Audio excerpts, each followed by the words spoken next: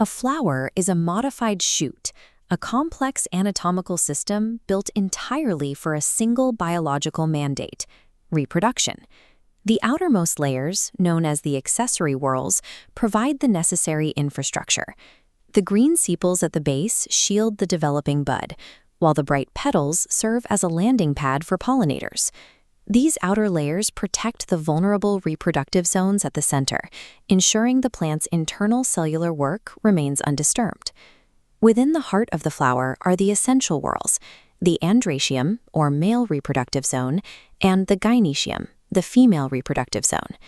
The male stamen consists of two parts: a stalk called the filament supporting the pollen-producing anther at the top.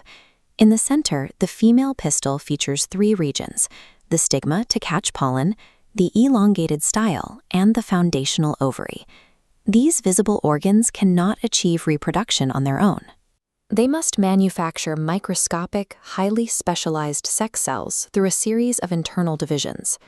Inside the anther, the process begins with a single microspore mother cell containing a full diploid set of chromosomes. Through meiosis, the mother cell divides into 4 surviving haploid microspores. Within each, an uneven mitotic division creates one large, nutrient-packed tube cell and a smaller, free-floating generative cell.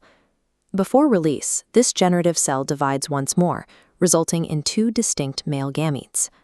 This yields the final pollen grain, a lightweight 3-celled unit optimized for travel and external dispersal. The plant produces thousands of these at once, prioritizing mass production. Inside the ovary, within the ovule's nucellus tissue, a single megaspore mother cell begins its own division. Like the male side, meiosis produces 4 haploid megaspores.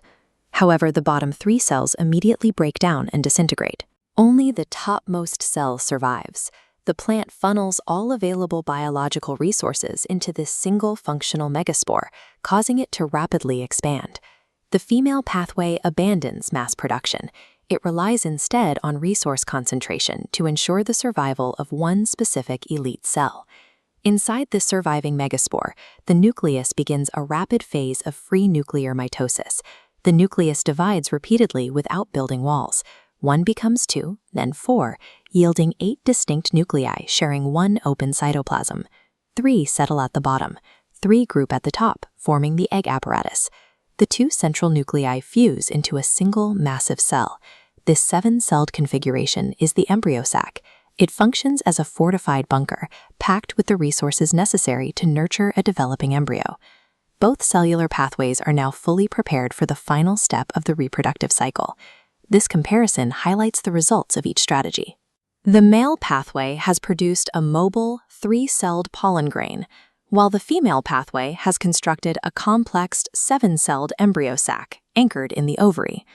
When a pollen grain lands on the stigma, its large tube cell expands, pushing a tunnel through the tissue of the style to carry the 2 male gametes toward the ovary. This journey is where the mobile, mass-produced pollen grain finally meets the isolated, resource-heavy embryo sac. Survival hinges on this asymmetry.